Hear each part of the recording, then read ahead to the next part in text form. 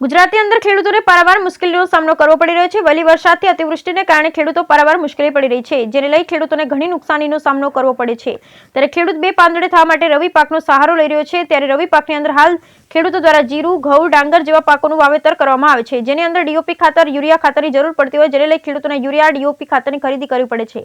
ત્યારે લખતર તાલુકાના વિઠ્ઠલગઢ નજીક ગાંગણના પાટિયા પાસે આવેલ ગુજકો માર્શલના ડેપો આવેલ છે, જેમાં ખાતરની 10 થેલી સાથે એક ઓલિયાલાઇટ આઈપીએલ મલ્ટી ખાતર ફરજિયાત આપવામાં આવતું હોવાની ખેડૂતોમાં રાવ ઉઠવા પામી છે।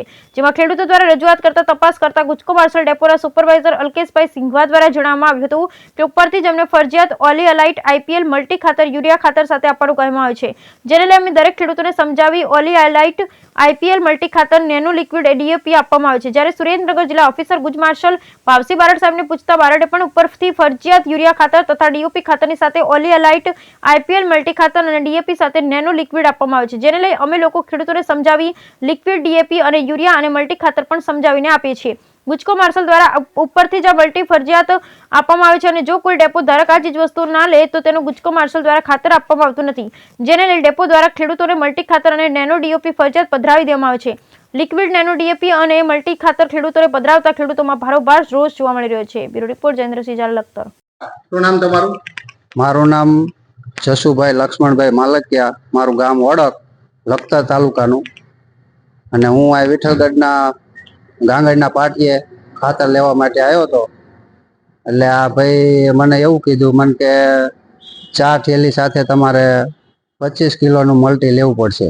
મેં કીધું સાહેબ મલ્ટી તો હવે બોટલ હોય તો 100, 150, 200 કે 300 રૂપિયાની પોસાય, હવે 950નો ઠેલો કેવી રીતે લેવો? મારે 270 રૂપિયાનું ઉરિયા, 950નો ઠેલો કેવી રીતે મારે પોસાય? એટલે મેં કીધું ભાઈ મારે નથી પોસાતું, નથી લેવું મારે ખાતર। એ કે ફરજિયાત તો દેવું જ પડશે। મેં કીધું એમ નામ કદાચ બીજું કંઈ થાય એવું હોય તો કરો અને આપો, 4 થેલી જ જોઈશ મારે। ઘણી વાર રજૂઆત કરી તે છતાં કે ના તમારે ફરજિયાત 10 થેલી તો લેવી જ પડશે। મેં કીધું 10ની તો ક્યાં વાત કરો, મારે જરૂર 4 જ થેલીની છે, કારણ કે તોય ફરજિયાત તમારે લેવું પડશે। મેં કીધું તો કઈ વાંધો નહીં, સારું રહેવા દો, મારે નથી લેવું, બસ। મારું નામ સિંધવ અંકલેજ છે, ગુજકો માર્શલમાં વિઠ્ઠલગઢ। હું ડેપો સુપરવાઇઝર તરીકે કામ કરું છું।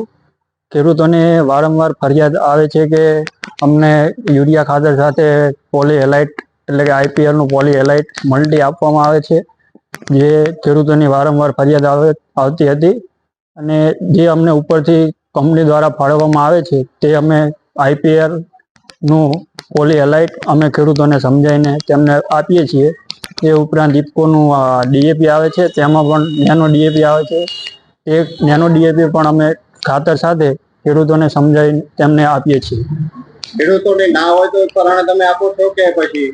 અમે તેમને બને ત્યાં સુધી સમજાવીને આપવાનો પ્રયત્ન કરીએ છીએ। ખેડૂતને ના લેવું તમે શું કરો છો? કંપની ઉપરથી ફાળવેલ હોય ધારો કે ખાતર પ્રમાણે, તો તેમને એ પ્રમાણે આપીએ છીએ। પણ સરકારશ્રીની તો જાહેરનામું છે કે ખેડૂતને મલ્ટી અને ડીએપી લેવું હોય તો જ આપવું, લિક્વિડ ડીએપી, તો એના માટે આપનું શું કહેવું થાય?